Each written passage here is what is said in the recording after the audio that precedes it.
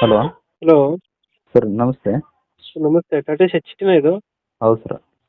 ಮಾಡಲ್ ಎಷ್ಟು ಗಾಡಿ ಇದು? 2016 ಸರ್ ಅದು. 16. 10ನೇ ತಿಂಗಳು. ಓನರ್ ಎಷ್ಟು ಇದಾರೆ ಗಾಡಿ?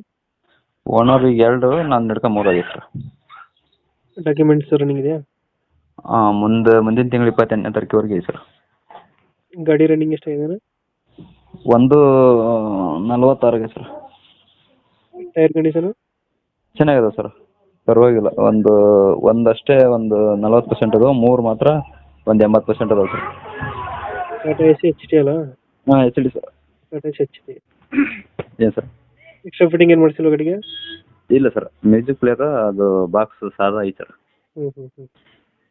ಇಂಜಿನ್ ಚೆನ್ನಾಗಿದೆ ಗಾಡಿದು? ಏನು ಸರ್? ಇಂಜಿನ್ ಚೆನ್ನಾಗಿದೆಯಾ? ಹಾಂ, ಚೆನ್ನಾಗಿದೆ ಸರ್.